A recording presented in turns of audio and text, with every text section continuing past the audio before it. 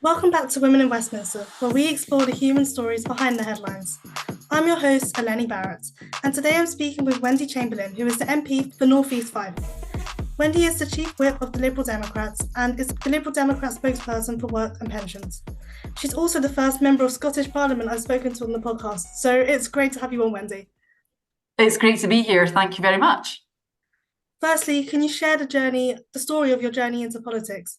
What inspired you to pursue this path? So I think what I would say is I'm probably not unusual, but certainly not somebody who saw politics as a career path. I had an interest in it. I did modern studies at high school and had an interest in it at university, but wasn't part of student politics in any way, shape, or form. Was a police officer for 12 years, predominantly in Edinburgh, though latterly at the Scottish Police College, which is based in Fife. After leaving there in 2011, I had a 2-year career break with my then young children, and then went to work in military resettlement. So I suppose in terms of that public service aspect, there is a real I was always resonance there. there from a politics perspective. So that was about helping service leavers leaving the military into different employment. And, often when you sorted out the employment, the rest of it fell into place for them. And then latterly, I went to work for Diageo, the drinks company, in sort of capability learning and development. So I've always been able to sort of stand up and speak to an audience, as it were. But in terms of politics, I was always a Liberal Democrat voter. 2015 election came. Liberal Democrats went from being in coalition government to only 8 MPs, and that was the point where I thought I needed to do something other than just voting for them. So I joined the party, and then really Willie Rennie, who is now my constituency colleague, he sits in the Scottish Parliament for North East 5. He was the person that, as a member, reached out to me and encouraged me to start getting involved. And I think, in terms of women in politics, often you will find that there's been somebody that's encouraged them to get involved rather than them necessarily having the confidence to go forward for it themselves. So I was what we call a paper candidate in the 2017 snap election in Stirling, and that was really a good opportunity to experience a general election campaign. It was predominantly focused on supporting the campaign in North East Fife, but also have that experience of being a candidate. And then I was selected as the candidate for North East Fife in 2018. What's interesting about North East Fife as a seat is, for all that it was Liberal Democrat between 1987 and 2015, in 2017 it became the most marginal seat in the UK, with only 2 votes separating ourselves from the SNP.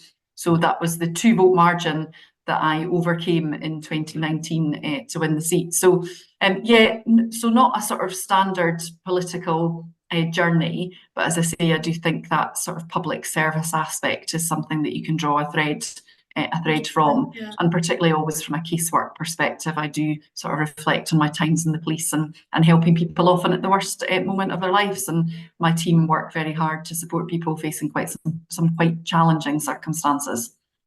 Well, actually, my second question was about to be about your sort of diverse career before entering politics. So how have those experiences shaped your journey as an MP? I think they've made me obviously aware of how complex the support networks or lack of support networks from a public sector perspective are. It means that I've seen, as I say, people at the worst times of their life, and I've, certainly from looking at more deprived or disadvantaged communities. I started my police service in Wester Hailes in Edinburgh, which is certainly a community that has its challenges. Obviously, I met with some not pleasant people during my time in the police, and I suppose, in terms of a couple of the circumstances that I was in, I had to be a bit brave, and you certainly have to be brave from a political perspective, particularly when you really are kind of coming up against real resistance. In terms of that time in military resettlement, there were people who had given the ultimate for their country, and it was right and proper that we did right by them in relation to the support that they got to make a success of civilian life. And I think sometimes when we talk about veterans, we talk rightly about those who have really struggled with their time in the military and indeed leaving it. But the vast majority of service leavers have a huge amount of skills, talent and knowledge that they can take into civilian life. And I was very passionate about ensuring that companies knew about them and recruited them accordingly. It sounds like your past experiences have really helped you have a different perspective to a lot of members of parliament. And I think that's Yeah. And then if I look at my time in sort of private sector latterly with Diageo, I did a little bit of time as a lecturer in a further education college as well. So I do feel strongly about further education, yeah, because I think sometimes we over focus on higher education as being, it's either employment or all higher yeah. education. I think we need to think about what the different pathways are. And, we've just had the Scottish exam results here last week, and we talk about no wrong path. So, we actually need to ensure that we create those multiple pathways for young people.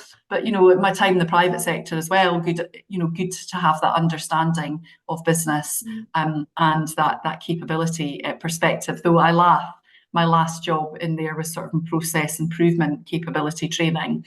And, the processes in Westminster are pretty difficult to map. You're the chief whip of your party. So what are some of the long-term goals you have both for your political journey and for the party in general? So I became the chief whip back in September 2020. I'd only been an MP for 9 months, but I think that time sort of in the HR learning and development world, plus being in the police, maybe made me stand out as being somebody that would be good at that role. And we've obviously had a big increase at the last election in terms of number of MPs. So a big part of it is the pastoral care and support as new MPs sort of find their way in Westminster, recruit staff, do all those things. I feel very strongly about standards in Parliament and about the role and MPs being cognizant of the role that they have, and particularly as an employer. But in terms of the ambition from a chief whip perspective, it's about what impact can you make as a party in terms of parliamentary process, particularly when you're part of a smaller party. And I suppose having seen that real increase in number of MPs, we've now gone from the fourth party in terms of size in Parliament to the third. And that really does change the dynamic for us from a credibility perspective. Ed Davey, our leader, will now get 2 questions at PMQs every week as opposed to one every 3 to 4 weeks. We'll have amendments, they'll be selected for divisions. We've said, openly that we want to work constructively with the new Labour government. But at the end of the day, I'm not a Labour MP, I'm a Liberal Democrat one, and I'm sure that there will be places where we disagree, but we want to disagree constructively in a way that we produce better outcomes. Because, my view is the vast majority of people who get involved in politics is because they want to make a difference, often in their communities or to their communities. And that's actually a shared goal, regardless of what political colour of rosette that you wear. Yeah. Like the whole point of this podcast, because it is a cross-party podcast, is kind of to highlight that at the end of the day, the majority of people I interview have the same sort of objectives deep down. Yes, and different ideas about achieving them. But you're right. And, I come from quite a politically diverse family as well. And so, having those conflicting views about how you get there doesn't take away from that sort of shared aspect of the goal at the end of it. Speaking of sort of your background, who have been the most influential mentors or figures in your journey, and what lessons have you learned from them? So I think about, certainly I've got a couple of teachers, that's always the case, that kind of stand out and ever politically engaged. And then sort of from a politics perspective, I feel bad because he's here in the room, but Willie Rennie, who if he hadn't encouraged me to stand, I wouldn't be here. And I think we do get on, we make a good team here in North East Fife, and I think that's reflected in the sort of recent election results that we've had.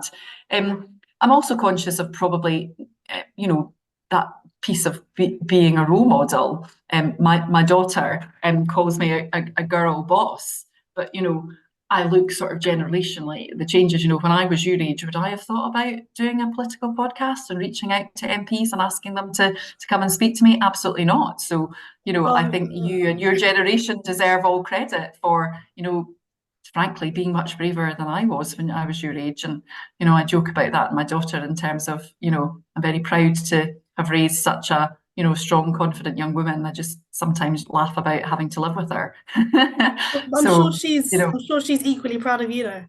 you know? Yeah, and that's fair, but I think it's easy to sort of, when you talk about mentors, to look up to, somebody, as you say, teachers or somebody more senior in role, etc. Whereas actually you can do so much learning from people who you wouldn't necessarily typically think of as a As a mentor. role And, model. and when I think of my daughter, that's certainly, certainly something I think of.